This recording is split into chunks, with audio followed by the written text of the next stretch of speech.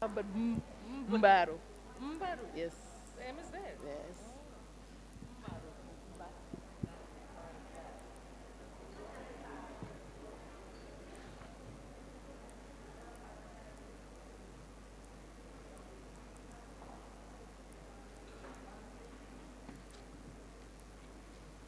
Where is the other speaker, Tanya?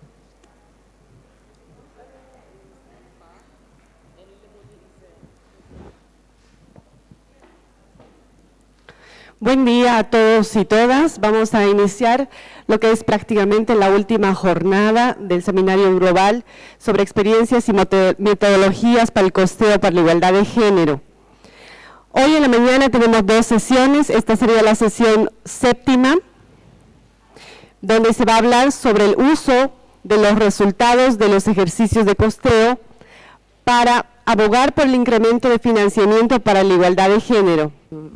Esta sesión presentará experiencias de Marruecos, Asia-Pacífico y otros países de Latinoamérica en el uso de resultados de ejercicios de costeo para la equidad de género, para abogar y lograr un incremento del financiamiento para la equidad de género. Cada panelista presentará su experiencia poniendo énfasis en la cadena de pasos necesarios para pasar del costeo para la equidad de género al incremento del financiamiento, ilustrando la complejidad de los factores que afectan el éxito potencial de estos esfuerzos. Están como panelistas Tania Sánchez, que es coordinadora del Programa de Presupuestos Sensibles al Género de ONU Mujeres, con la exposición Incidiendo en los presupuestos públicos para incrementar el financiamiento para la igualdad de género, las estrategias globales y propuestas locales. Está con nosotros también Mohamed Lentouni, ¿está bien pronunciado? Lentouni.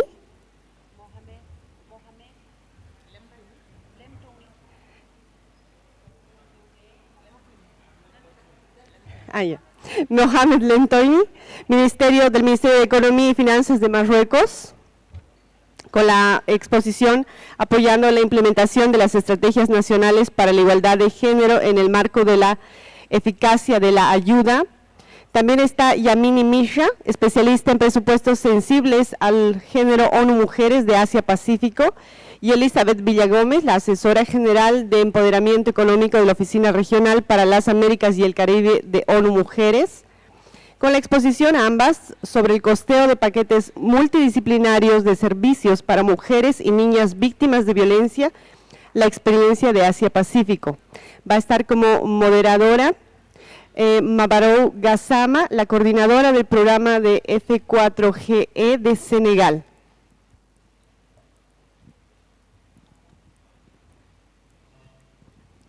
Merci beaucoup. Je pense que mon nom a été difficile à prononcer. Mbarou. Difficult to pronounce. Balgasamar, thank you very much. And good morning to all of you.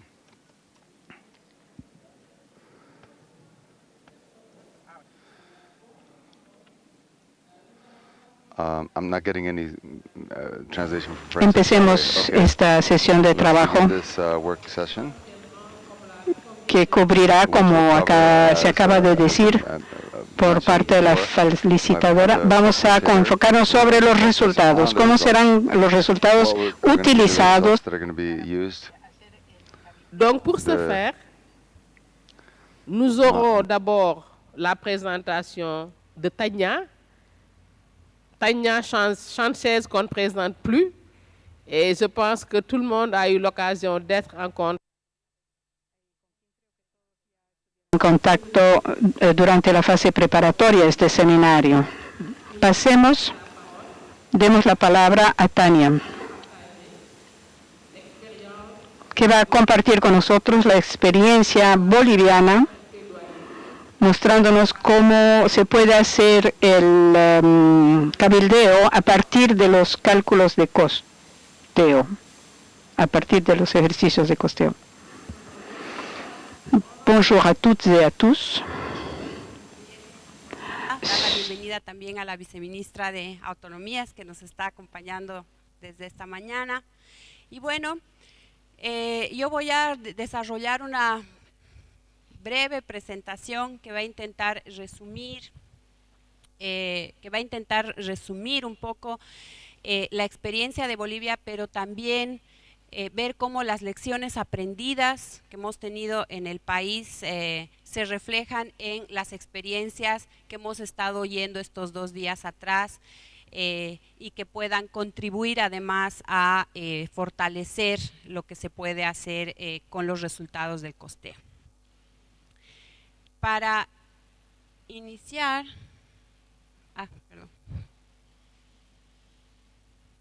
tecnología.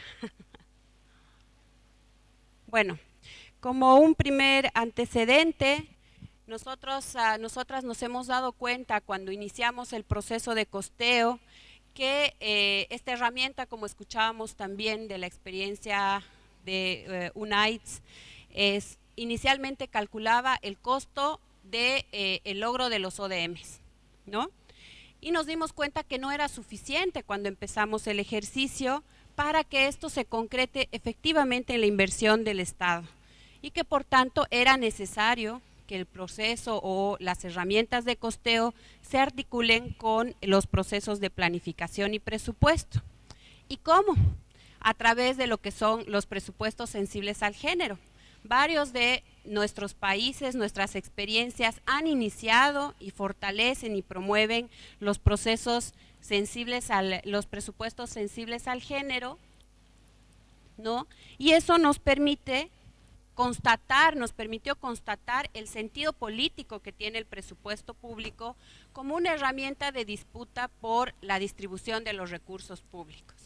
A fin de cuentas, el decir el presupuesto sí tiene una orientación de género y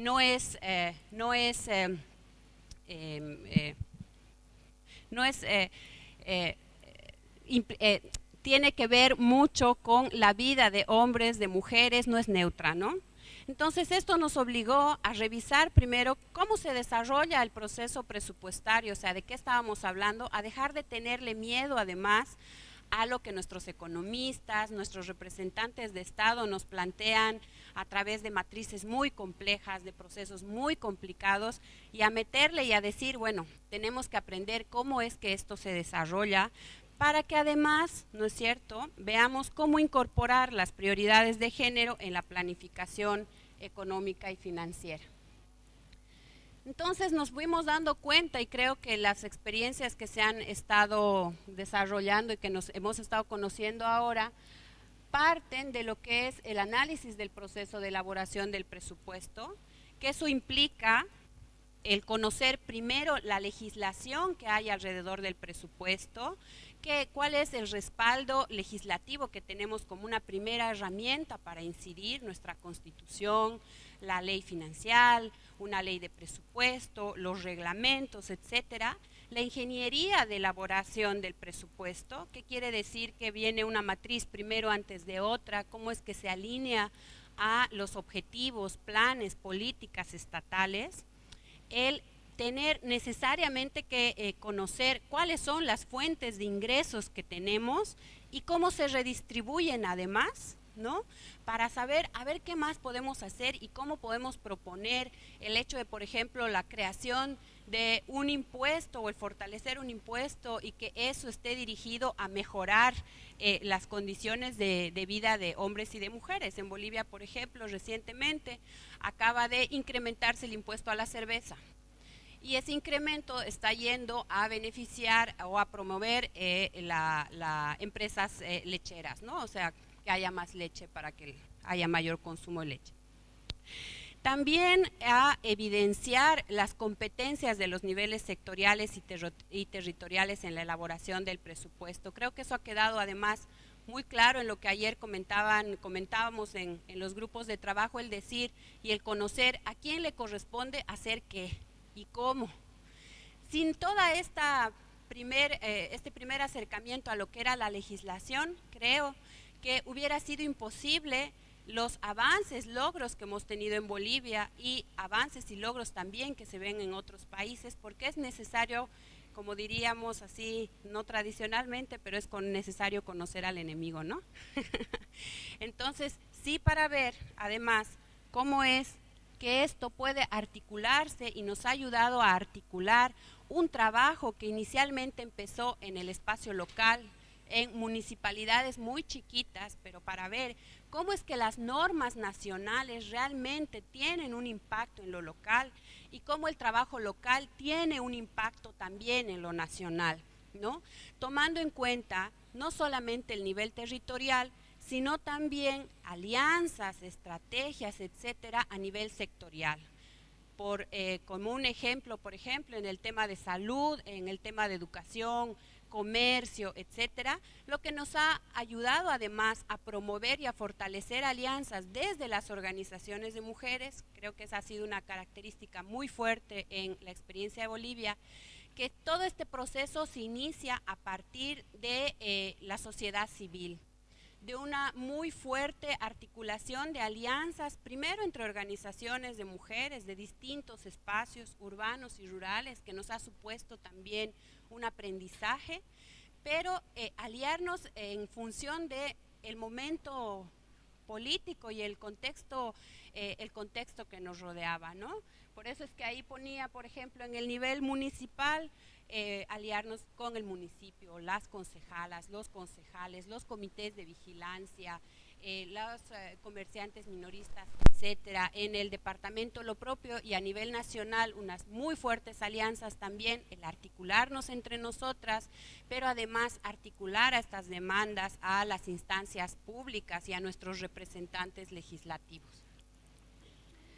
¿Y cómo incidir ya para ir mostrando así un poquito y recogiendo también lo que hemos estado escuchando estos 2 días? El continuar, después de haber hecho todo este análisis legislativo, el construir alianzas, etcétera, el continuar con el análisis del comportamiento del presupuesto. O sea, ya una vez que conocíamos más o menos cuál es la normativa, qué es lo que nos ampara, qué podemos reclamar y qué no, las limitaciones y las fortalezas, el decir, ¿y ahora cómo estamos en platas? O sea, realmente cuánto se está poniendo a los temas que son de nuestro interés y cómo es que después podamos construir propuestas en torno a aquello, ¿no? Para eso creemos importantísimo el analizar la asignación y la ejecución presupuestaria del espacio en el que queramos incidir, ya sea nacional, sectorial o territorial, desde lo que es el enfoque de género.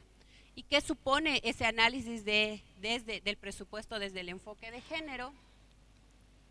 Que primero ver si es que el presupuesto realmente contribuye a cerrar brechas de desigualdad en el cumplimiento de derechos. Si el presupuesto contribuye a redistribuir la corresponsabilidad del cuidado y la sostenibilidad de la vida, siendo que el deber de los estados es mejorar la calidad de vida de los y las ciudadanas y ciudadanos, eso es lo que dicen la mayoría de nuestras cartas constitucionales. Entonces, el saber, a ver cuáles son las responsabilidades del Estado también en la reproducción de la familia, de la vida, que es al final el capital humano que va a ir a fortalecer el desarrollo de un país. Con esto, por ejemplo, los centros de cuidados, el empezar a ver nuestros adultos mayores, el ver el tiempo de las mujeres para seguir capacitándose, trabajar el tiempo en suma de la familia y corresponsabilidad de roles dentro de la familia y la responsabilidad del Estado. También si es que el presupuesto contribuye o no, o los procesos presupuestarios, y con esto hablo también de los procesos de planificación, contribuyen o no a modificar los patrones culturales y religiosos de discriminación y opresión y desigualdad contra las mujeres. Escuchábamos ayer qué tan fuerte es el que por dogmas y por posturas religiosas se nos permite o no hacer algo, o el definir que siempre las mujeres debemos estar en espacios privados y no en los espacios públicos, y esto tiene mucho que ver incluso con que vamos o no a reforzar nuestros derechos económicos, nuestros derechos laborales y nuestros derechos sociales. Y por último, ¿no?, ver si el presupuesto, la planificación presupuestaria nos contribuye también indirectamente o ayuda indirectamente a mejorar la calidad de vida de las mujeres y de los sectores tradicionalmente excluidos. Que esto tiene mucho que ver con el enfoque y lo que hemos estado viviendo en el contexto de nuestro país, el hacia dónde es o cómo podemos alcanzar el vivir bien, ¿no? ¿Por qué? Porque al final, o sea, vivir bien es cómo vivo yo en mi comunidad, en mi familia, que no es lo mismo, ¿no? El vivir bien para una persona que vive acá en Santa Cruz, yo vivo en otro lugar, o en el área urbana o en el área rural, de acuerdo a mis condiciones contextuales, ¿no? Con esto, por ejemplo, los procesos de alfabetización, carnetización, que es el derecho a la identidad, fortalecimiento político para hombres, mujeres, etc. Y bueno, el cómo vemos si es que el presupuesto contribuye a estas cosas, que también nos ha significado un profundo análisis para nosotras en el país y discusión con distintas organizaciones, y el mirar y el decir desde nuestras entrañas, a ver qué cosa es vivir bien y cómo podemos mejorar y contribuir a nuestro desarrollo municipal. Para eso construimos, y es una propuesta metodológica además que se ha construido al interior del movimiento de mujeres y en coordinación con los estados, unas categorías de análisis de la inversión del presupuesto, pero unas categorías de análisis de la inversión en género. Muy rapidito les voy a contar qué es lo que se traduce al final en estas cosas que les mencionaba antes, si es que sí el presupuesto hace o no. Para eso definimos o construimos una categoría de inversión focalizada en mujeres, que era analizar el presupuesto y ver si existen programas, proyectos, servicios destinados a cerrar brechas de desigualdad. Y lo que decimos aquí muy tradicional, el tema de que no proyectos arroz con leche, es decir, no estos proyectos que no tienen una visión más larga de cómo realmente un proyecto productivo, un apoyo a la elaboración de mermeladas, costura, etcétera, que más o menos es lo tradicional, sí se convierte en algo que pueda contribuir a mejorar. La inversión en la corresponsabilidad social y pública para el cuidado y sostenibilidad de la vida, que son programas, proyectos, servicios que promueven la corresponsabilidad del Estado, de la sociedad, la comunidad y todos los miembros de la familia en el trabajo de reproducción social del cuidado y sostenimiento de la vida, que tiene que ver con nuestros espacios de ocio, que tiene que ver con el que nuestros niños, nuestras niñas estén bien cuidados y que podamos dejarlos y demás, ¿no? Y bueno, también la otra categoría, que es la de inversión en cultura de igualdad, que es ya como desde el presupuesto municipal, local, nacional, sectorial, se pueden promover el cambio de estereotipos en los imaginarios sociales. Todo esto que les cuento también después hemos ido integrando en lo que es nuestra propuesta de costeo, y ya muy breve les voy a contar que a partir de estas categorías, ¿no?, que están ahí, sí podíamos medir la inversión en equidad de género y medir la inversión que contribuye o que tiene impacto en el tema de género. Para eso nos mirábamos todo el presupuesto enterito para decir si lo que está haciendo el Estado sí hace, no hace, y ahí nos ha sido muy difícil, y tal vez y estamos todavía en esa labor, el coordinar con nuestros ministerios de Economía y Finanzas y Planificación para realmente poder diferenciar cuál inversión sí hace o no hace aquello. Y nuevamente no era que queríamos separar qué presupuesto está destinado para mujeres y cuál a hombres, sino realmente cómo el presupuesto global contribuye a generar condiciones de equidad e igualdad. Se construyeron indicadores que nos ayudan a medir, y también un ranking para decir está o no está bien eso. Y esta es una muestra, por ejemplo, de una institución y una organización de la sociedad civil que ha analizado el presupuesto de todos los municipios de un departamento, y ahí se puede ver, por ejemplo, ya cuáles municipios más o menos sí invierten, cuánto invierten o cuánto. Los que están en rojito, por ejemplo, son los que tienen menos del 1% del total de su inversión destinados a proyectos que promueven la igualdad de género, incluido el tema de la violencia, ¿no? Y bueno, así se saca un reporte porque eso es lo que nos ayuda ya a fortalecer nuestras estrategias de incidencia, ¿no? Viendo un poco las posibilidades y las oportunidades que nos ofrece el contexto siempre, ¿no? Es una primera constatación. Nos ayuda todo este análisis, todo ese conocimiento de la legislación nos ha ayudado a construir argumentos sólidos e irrebatibles.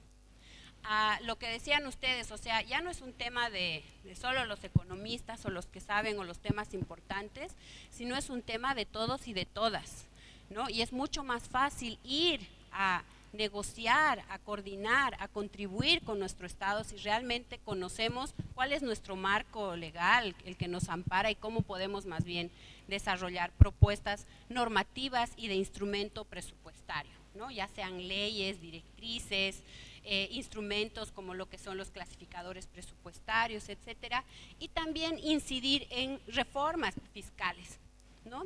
Acá un ejemplo de eso nos ha servido el que en la ley de pensiones al menos hemos logrado incorporar un artículo en relación a aquello.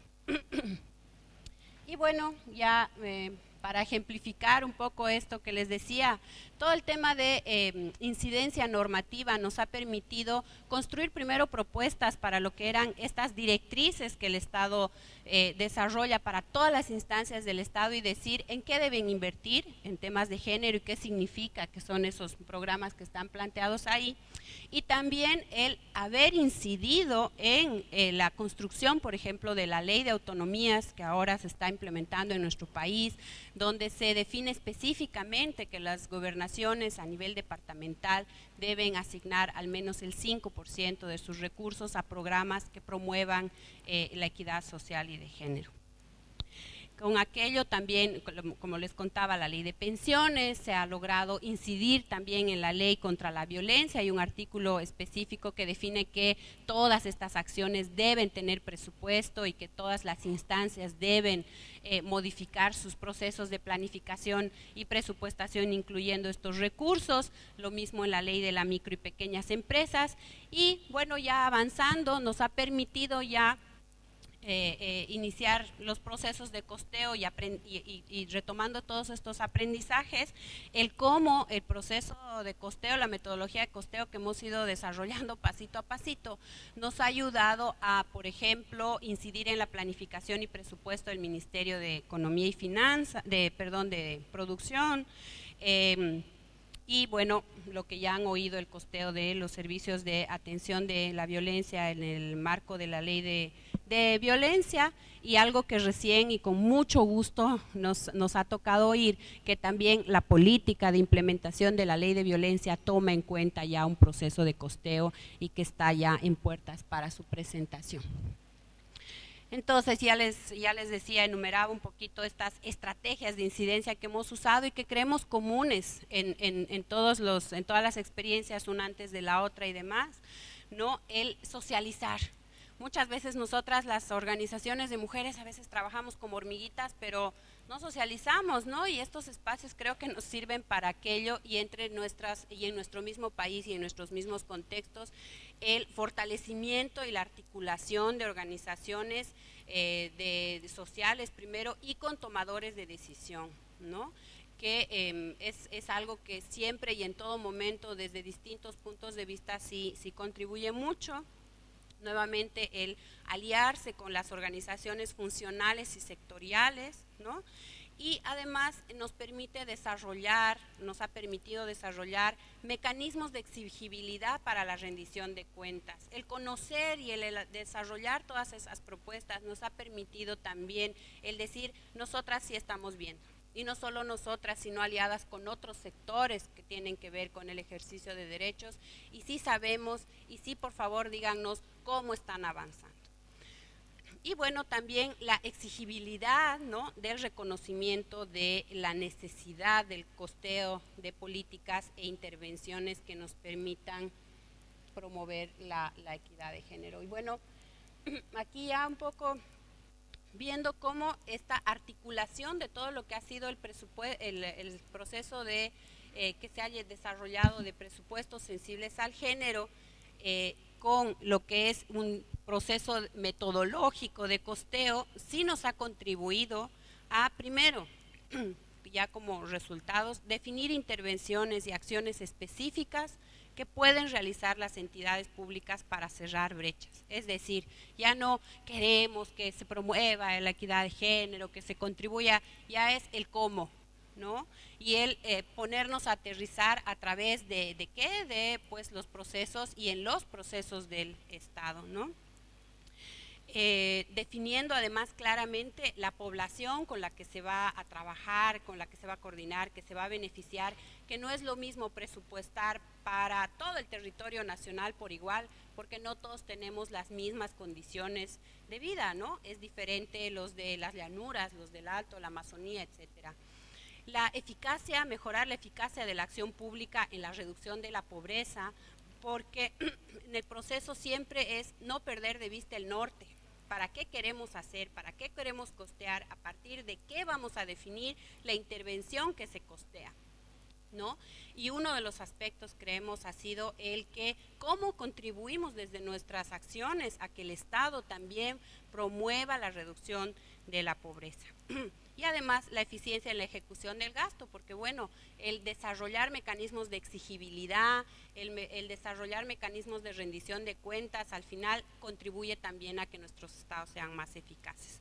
El cumplimiento de normas, leyes de igualdad de género y bueno, el tema de definir el costo específico de las intervenciones que se proponen, realizando además una proyección del costo según los años de intervención de la acción y en función nuevamente del objetivo de disminuir las brechas de desigualdad y no solamente las brechas de desigualdad, sino como además desarrollar procesos sostenidos de equidad de género. Ya acabo. Y bueno, ya el proponer los costos de implementación de legislaciones, lo que nos ha pasado acá con la ley de violencia, que si bien no está toda costeada, pero sí hay un componente por el que se ha empezado, y además la articulación nuevamente del proceso de costeo a las acciones y políticas de lo que es una presupuestación sensible al género. Esto nos supone nuevamente poner en el debate cuánto se necesita para dar cumplimiento a los compromisos de la igualdad y equidad, que ver si es necesario trabajar en un nuevo marco normativo o en el ajuste a lo que ya hay, ¿no? Incidir en procesos autonómicos dependiendo del nivel en el que estemos, la necesidad nuevamente de seguir construyendo conocimientos sobre la política fiscal en tanto la distribución de los recursos, pero también en la generación de los recursos, de dónde sacamos o de dónde o cómo distribuimos y cuáles son nuestras fuentes, ¿no? Y bueno, las alianzas políticas. Y ya para concluir ahí, cuánto y cómo nos ha servido o no también el rol de la cooperación en todo este proceso. Porque si bien siempre hemos identificado como nuestros dos actores fundamentales las organizaciones sociales y las instancias estatales, también cómo ahí y cuál rol juega la cooperación en todo lo que es el mejorar la eficiencia y la eficacia de la asignación y la implementación de recursos. Primero, tomar en cuenta el mandato que tenemos como cooperación desde distintos espacios al apoyo de los procesos de desarrollo nacionales, el compromiso del apoyo a organizaciones sociales e instancias estatales que desde distintas agencias, en el caso de las Naciones Unidas y otro tipo de cooperaciones existe para aquello, el que también de alguna manera, lo que decían ya ayer en algún espacio, servimos también un poco de engranaje para poder articular algunos procesos tanto entre organizaciones como con el Estado y la necesidad o la obligación también de brindar asistencia técnica de acuerdo a los requerimientos que se nos hacen desde el Estado, desde las organizaciones y bueno, el compartir o el desarrollar procesos como el que estamos ahora, el compartir buenas prácticas para ver cómo podemos mejorar más y optimizar las cosas. Y esta sí, les prometo, es la última, ¿no? ¿Qué nos ha supuesto el desarrollo de todo este proceso? Primero, que hemos visto realmente un incremento progresivo en los presupuestos de género, al menos en los municipios en los que se ha trabajado acá en el país. Creo que también el caso de Honduras, que un poco viene por este ritmo, es otro ejemplo de aquello. La elaboración de herramientas de fortalecimiento de capacidades, nuevamente tanto para las organizaciones como para el Estado. El ya contar con la idea de un sistema, no una herramienta, sino un sistema de costeo para la equidad de género que tenga este componente político de saber cuál es nuestro norte, cómo contribuimos a, complementado con ya todas estas matrices y un desarrollo mucho más técnico. Y bueno, creemos también que es un buen avance, más que nada la apropiación de lo que desde las distintas organizaciones y expresiones de mujeres se ha estado haciendo, y cómo el Estado también va asumiendo estas propuestas de alguna forma, modificándolas, contextualizándolas, pero es un aporte y se ve como un aporte, ¿no? Entonces, sí, como ya conclusiones, lo que nuevamente desde la primera sesión que escuchábamos, lo que nos decía Corina y varias de las compañeras, la importancia de saber conciliar nuestras demandas con el contexto sociocultural, la oportunidad política. Creemos que es muy interesante, al menos en nuestra experiencia, el profundizar estas categorías e indicadores de las que les hemos comentado, para lograr realmente impactos locales, nacionales, aprovechando al menos en nuestro país los procesos autonómicos y la institucionalización y el fortalecimiento nuevamente de las organizaciones sociales. O sea, sin las dos patitas, el Estado y las organizaciones, no se puede avanzar. Vamos a andar medio chullas, como decimos aquí, o cojitos o cojitas, porque no se puede avanzar si es que los dos pies no andan, ¿no? Muchas gracias.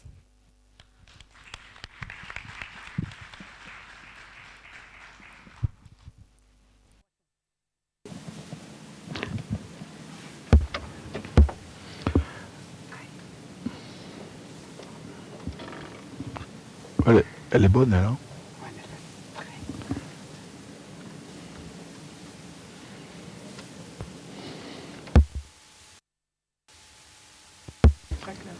Ouais.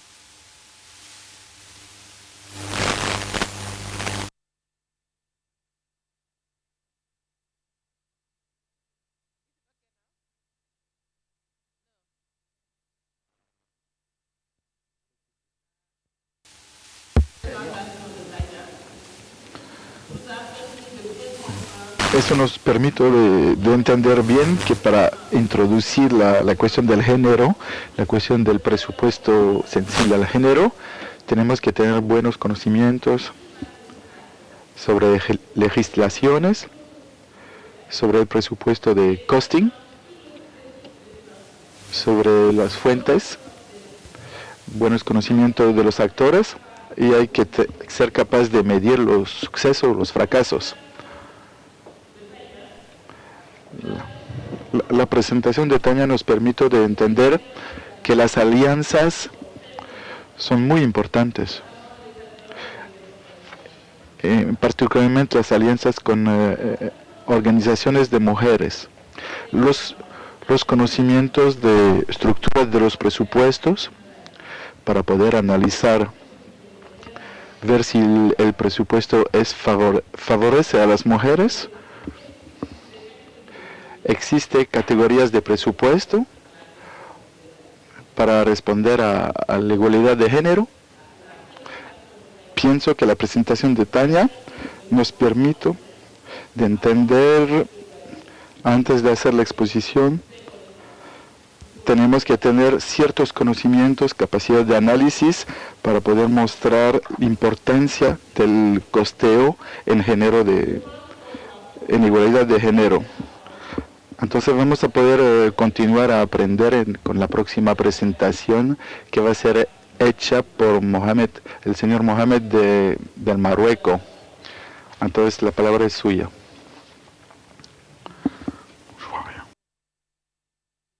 De ministère de l'économie et des finances du de Finanzas de Marruecos. Estoy encargado de enseñanza superior al nivel del Ministerio del Presupuesto. Entonces voy a hablar del periodo de 2012 hasta 2002 en el presupuesto del gobierno del Marruecos. Entonces le voy a dar experiencias del gobierno de Marruecos sobre integración también.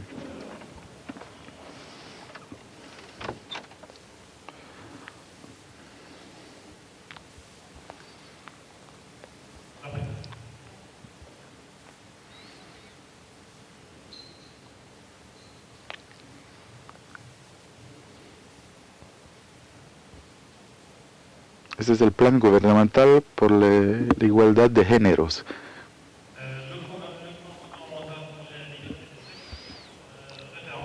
Tiene como referencia las directivas del rey Mohamed VI en la promoción de la mujer para traducir la voluntad política de hacer de la igualdad de género en la vez finalidad y factor de crecimiento económico y social.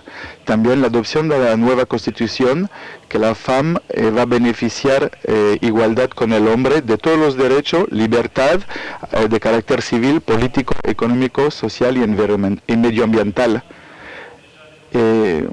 Involucrar el Marruecos en favor de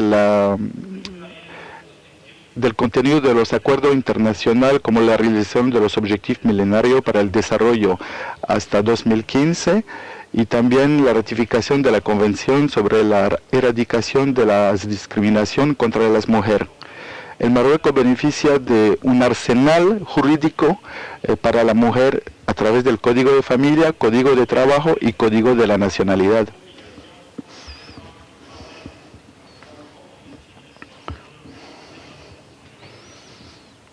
Ese es el marco de referencia en el cual estamos trabajando en Marruecos. El derecho de dar la nacionalidad a sus mujeres de parte de una mujer sola. Las disposiciones de la nueva Constitución 2011 van reforzando el principio de igualdad como el concepto original para la edificación de un Estado para el ciudadano. Esto es basado sobre la igualdad de los derechos, de las responsabilidades, de las medidas y de las suertes, posibilidad de crecimiento. También hablaremos del reconocimiento de los valores y contribución y aporte de las mujeres y de los hombres a nivel público y privado. Hay que tomar en consideración las necesidades, las obligaciones, los intereses.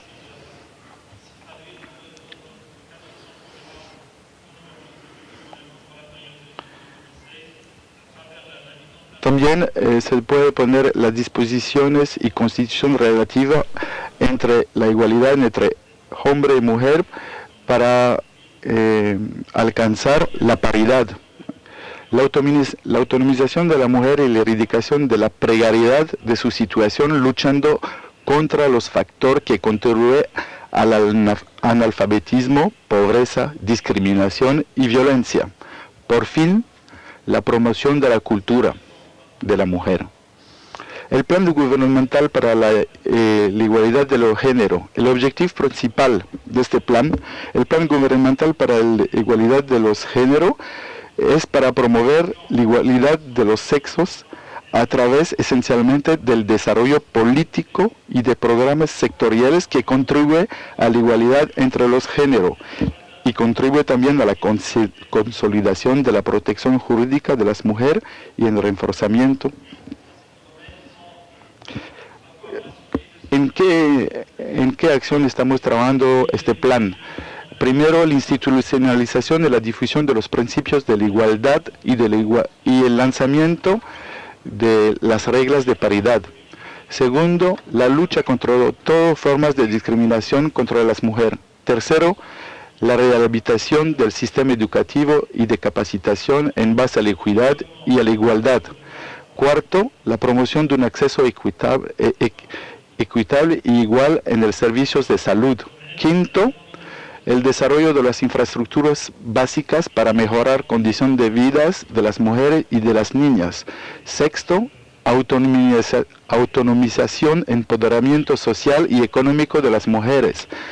Séptimo, autonomización para un acceso justo y sostenible a los trabajos de decisión al nivel administrativo. El plan gubernamental para la igualdad de los sexos. Principales medidas previstas. La creación de una comisión ministerial para la igualdad. Segundo, la creación de una comisión técnica interministerial encargada de seguir el programa. Tercero, la integración del acercamiento género, de una parte en la planificación y el programa de los presupuestos de los diferentes sectores y otra parte adentro del sistema estadístico nacional. Por fin, elaboración de un marco jurídico para la protección de la mujer, notamente en el proyecto de ley para la creación de